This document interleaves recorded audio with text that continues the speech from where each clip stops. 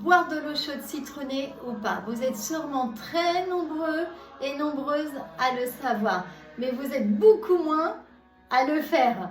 Et vous êtes encore une toute petite partie à le découvrir. L'eau tiède citronnée. Chaque matin est un super allié de santé et de bien-être. Je vous en dis plus sur l'eau chaude citronnée. Selon la philosophie ayurvédique, et non seulement il est très important de boire de l'eau le matin, car cela stimule l'évacuation et la dépuration des déchets métaboliques cumulés par le corps durant la nuit. Il se dépose sur vos intestins. Au réveil, la deuxième chose à faire, voire la troisième, avant toute autre chose, c'est boire un verre d'eau. Mais attention, chaque dosha, chaque constitution a une préférence de température. Quelle température pour le dosha vata? Pour le dosha vata, il est conseillé de boire de l'eau chaude ou tiède, ce qui vous aidera à retrouver l'équilibre et apaiser votre esprit. De plus, il aide cette constitution ayurvédique à stimuler ses capacités digestives et nettoyantes. Préférez donc une tasse d'eau tiède ou chaude avec du citron ou du gingembre. Quelle température pour nos pitas? Nos pitas, le dosha pitta, il est conseillé de boire de l'eau froide. Moi, j'aime pas trop. Je conseille plutôt quand même de l'eau à température ambiante, ce qui permet de calmer le feu et de détendre les nerfs. L'Ayurveda déconseille toujours de boire de l'eau froide ou trop froide comme avec des glaçons, car au lieu de calmer le feu, l'élément principal de la constitution Pitta, cela pourrait l'éteindre. Ensuite, quelle température pour les doshas kapha? Pour le dosha kapha, l'Ayurveda recommande de l'eau chaude, principalement, voire tiède, qui facilite la digestion et le drainage qui sont naturellement très lents chez ce dosha. Boire de l'eau la nuit aide à empêcher l'accumulation de kapha pendant cette nuit, vous permettant ainsi de moins dormir et de mieux vous réveiller le matin. Les kapha, ils sont lents, ils ont du mal à se réveiller.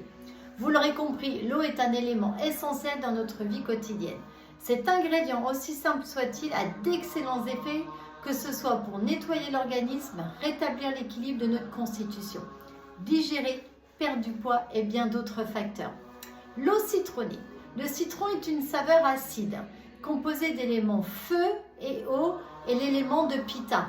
Donc, un peu amer, composé d'éléments terre, éther et air. Et c'est l'élément vata. C'est le dosha vata. Son métabolisme réchauffant et son action sur le long terme est acide. Du fait de la présence de ces éléments feu et eau dans la saveur acide, ça augmente le dosha pitta, donc pas pour les pitta.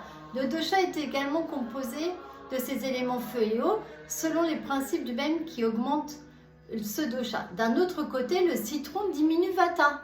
Même s'il y a d'une part d'amertume qui augmente vata, la saveur acide reste majoritaire. Pour les kapha, le citron a un effet diurétique et nettoyant, parfait, et cela stimule les fonctions rénales et aide l'organisme à filtrer et mieux évacuer les éléments indésirables. Il nettoie également la vésicule biliaire et aide à détoxifier le corps, notamment sur les effets de l'alcool. Son acidité stimule l'agni, le feu digestif. Attention au pitta. En augmentant la sécrétion des sucs gastriques, il favorise une bonne digestion et une meilleure assimilation. Anti-kapha, le citron dissout les mucus qui s'est accumulé dans l'organisme. Il diminue le dosha kapha et est employé dans le cadre d'un régime amaigrissant. C'est également un bon expectorant, les poumons, qui sont un organe principal pour les kapha, dans lesquels vient s'accumuler beaucoup de mucus. Il apporte vitalité tout en renforçant l'immunité. La vitamine C contenue dans le jus de citron facilite l'assimilation de fer contenu dans les autres aliments. Ainsi, il est évident de recommander d'assaisonner les aliments riches en fer avec du citron. Son taux de potassium régule l'équilibre de l'organisme, sauf pour les personnes qui sont en excès, comme pour les pitta. Il aide à réguler les fonctions du pancréas et facilite la digestion des sucres. Attention cependant, si vous avez un profil pitta ou un excès de pitta, consommer du citron trop régulièrement peut déséquilibrer votre pitta et provoque des reflux gastriques et des remontées acides. C'est pas conseillé. Dans ce cas, il convient de revenir à des aliments au goût neutre, un peu salé, mais pas trop, pour revenir à la base plus alcaline pour les pitta. Principalement sur ces 5 raisons, aide à maintenir votre équilibre, si tant que vous n'avez pas un pitta équilibré, En effet, l'eau chaude facilite l'assimilation des vertus antibactériennes et antivirales contenues dans le jus de citron. Ainsi, toutes ces vitamines et ces minéraux sont faits pour vous. Pour ce faire, utilisez de l'eau de source tiède. L'eau ne doit pas être bouillante, et chaude mais pas bouillante. Pour faciliter plus d'énergie, l'eau tiède qui est plus proche de la température corporelle, environ 37 degrés. Si vous avez une bouilloire très moderne. Préférez des jus de citron pressés ou en bouteille mais bio. Alors, pressez un quart de citron dans un verre d'eau tiède et buvez ça à jeun au réveil. Ce geste quotidien stimule le système immunitaire grâce à ses effets antibactériens et antiviraux, surtout si vous êtes en hiver. Votre digestion est facilitée car le jus de citron stimule l'acné, votre feu digestif, réduisant ainsi la présence d'aliments non digérés dans le tube digestif. Son effet diurétique favorise l'excrétion et les déchets accumulés pendant la nuit. De cette façon, cette boisson facilite le fonctionnement de vos reins. Il faut juste pas en abuser. Alors, vous êtes convaincu?